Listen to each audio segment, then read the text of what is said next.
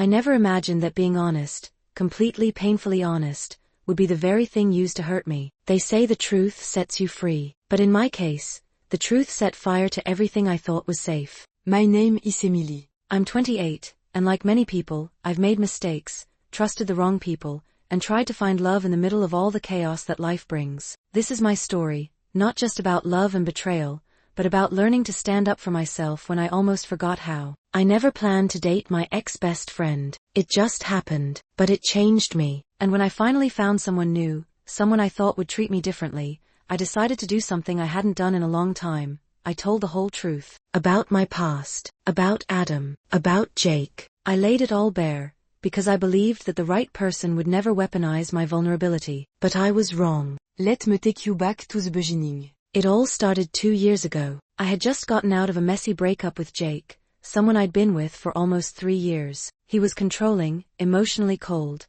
and slowly wore away my self-esteem with every passing month. Leaving him was hard, but it was the right thing to do. I didn't want to jump into anything serious after that. I needed time to figure out who I was again. And that's when Adam reappeared in my life. Adam was comfortable, familiar, et used to be my best friend. The kind of friend who knows your coffee order, who shows up at your door when you're crying at 2 a.m, who remembers every little thing you said in passing. We'd never crossed the line when I was with Jake. But after the breakup, our closeness turned into something else, something I didn't expect. We started dating, and for a little while, it felt safe. It felt right, until it didn't. Adam never quite got over being just the best friend. He could feel it. There was this undercurrent of resentment, like I owed him something for not choosing him first. I started noticing little jabs, subtle digs at my past choices, comparing himself to Jake like he was trying to prove something. Eventually, I realized I didn't feel loved,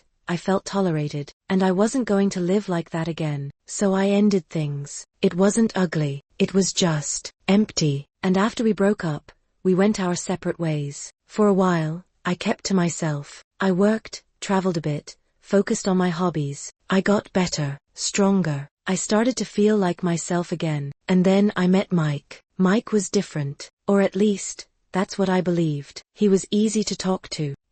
Supportive. At least on the surface. We connected quickly, almost too quickly, and something about him made me want to be completely open. I told him everything about my past. I told him about Jake, about Adam, how it all unfolded. I didn't sugarcoat a thing. And he looked me in the eyes and said, "Thank you for trusting me." He told me he respected me more for being honest, that he understood everyone has a past. I remember crying that night, not because I was sad, but because I felt seen. Finally. But here's what I didn't know. Sometimes, people pretend to understand you just enough to use it against you later. The first few months with Mike felt like a dream. He was sweet, attentive, and said all the right things. He'd leave little notes in my bag before work, cook dinner when I had a long day, and even remembered the names of my favorite childhood pets, things Jake and Adam never cared about. We'd binge-watch terrible reality TV, eat takeout on the floor like college kids, and talk for hours about our childhoods, our fears, and our dreams. Il est mes elfes folles.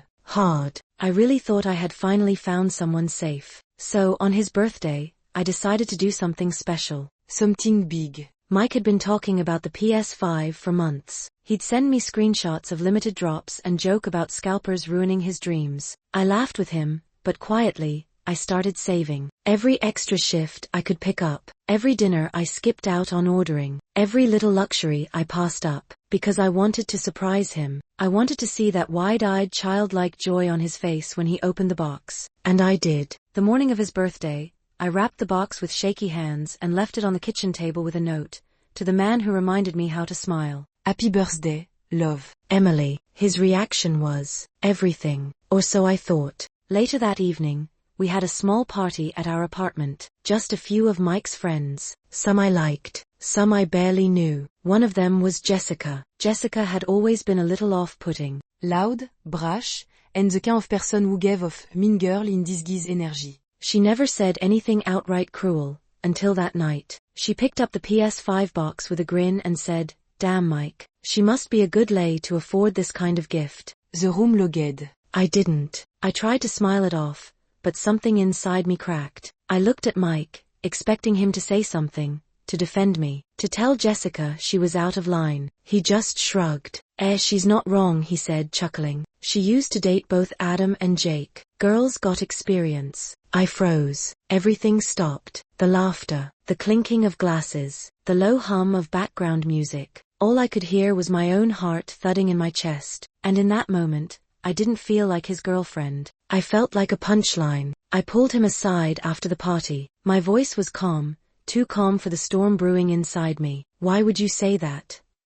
I asked. He looked at me like I was overreacting. Come on, babe. It was just a joke. Don't be so sensitive. Sensitive. That word again. That word they always use to silence women who dare to be hurt. But I pushed further. I asked if that's how he really saw me. Just some girl with a colorful past. Just some used-up version of the women he thought were more worthy. And he shrugged again, like he couldn't be bothered to even lie. I mean, he said, you have been around. My briskogt in my troa. That's when I knew. The man I trusted. The man I had given my heart to, had been holding on to a version of me that wasn't real. He didn't love me. He loved the idea of me. And he was waiting for a moment to twist the truth I gave him into something ugly. The same truth I offered him as a sign of trust. He used it to humiliate me. And suddenly, the PS5 I had sacrificed for felt like a monument to my own foolishness. I stood there in our kitchen, surrounded by crumpled gift wrap, leftover cupcakes, and the echo of laughter that suddenly felt cruel. My hands were trembling,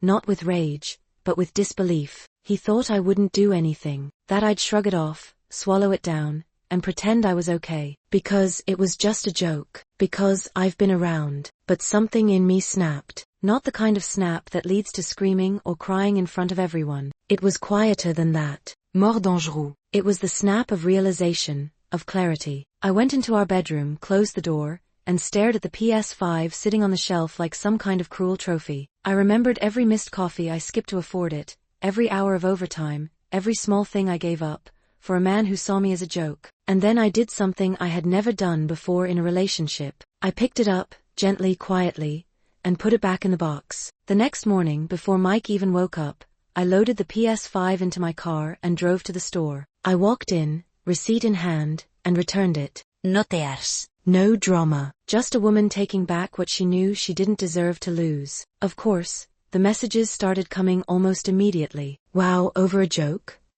You really can't take a little banter, huh? Mike's too good for you anyway. And my favorite, you'll never find someone if you keep acting so sensitive. But you know what? I didn't respond, because I was done explaining why I deserved to be treated like a human being. Mike tried calling. He left a voicemail saying he was just joking, and that I embarrassed him by making a scene the next day when his friends found out I returned the PS5. He told me I made him look bad. That was the moment I realized. We never had the same story. To him, I was something to show off, a giver of gifts, a trophy that made him feel important. My past, my truth, my honesty, were tools he kept in his back pocket to use when he needed to feel bigger. To me, he was supposed to be safety, a safe place to rest. He was never that. So I ended it, not with a fight, not with more begging to be seen, but with a quiet message. Thanks for the lesson. I'm done. He didn't deserve closure. He didn't deserve another apology. He certainly didn't deserve a woman who was brave enough to be vulnerable with him. I think we forget sometimes that self-respect isn't loud. It doesn't need to shout or throw dishes or post long rants online. Sometimes, self-respect is a woman calmly picking up a gift, putting it in her trunk, and choosing to love herself more than she loves someone else's comfort. The days after the breakup were strangely peaceful. Not easy, not painless, but peaceful. I stopped waiting for texts. I stopped refreshing messages to see if he'd apologize the right way, if he'd finally see me for who I really was. He never did. But in the silence, I started seeing myself. I sat on the floor of my apartment one night, surrounded by half-packed boxes of his stuff. And for the first time in a long time, I didn't feel ashamed of my past. I didn't feel like a thot. I didn't feel dirty or too much or used. I just felt like me. Yes, I dated Jake. He was my first real heartbreak. Yes, I dated Adam. I was lonely and vulnerable and still healing. And yes, for a brief and awkward stretch of time, I found myself in a weird space with someone I used to call a best friend. But every step I took, even the messy ones, taught me something. Every heartbreak left a bruised togt me out to stand till next time. People love to weaponize a woman's honesty. They love to take your past and twist it into something ugly. They love to make you feel like you're the sum total of who you used to love. But I learned that I am not my past relationships. I am the girl who told the truth. I am the girl who tried, who loved deeply, who gave generously, even when it wasn't returned. And maybe that's the part they'll never understand. I started doing small things to reclaim my space. I took down the framed photo of us laughing on the Ferris wheel and replaced it with a mirror, a reminder to see myself clearly every single day. I donated the sweater he loved seeing me in. I stopped wearing perfume that reminded me of him. And one night I lit a candle, made myself tea, and sat with all the versions of myself I had tried to run from. The heartbroken girl, the reckless one, the hopeful one, the ashamed one. Haine du forgaveur. Because she was just trying her best. Voice stronger now, sure, steady, proud. If you're listening to this, and you've ever felt like your truth made you unlovable, I want you to hear me. Your honesty is not a weakness. Your past does not make you dirty. And the people who try to shame you for growing? They don't deserve to sit at your table. Let them joke. Let them call you names. Let them circle the room with their whispered gossip and smug little comments. Because while they're busy mocking who you were, you'll be busy becoming who you're meant to be. It's strange, the kind of clarity that follows heartbreak. At first, it hurts like hell, the kind of ache you feel in your bones, in your breath, in the spaces between each heartbeat. But then something shifts. You start to feel light again. You start to laugh. Not the fake kind you used to do just to keep the peace, but real belly-deep laughter that surprises even you. And somewhere in that quiet healing, you stop asking for people to understand you. You just start being you.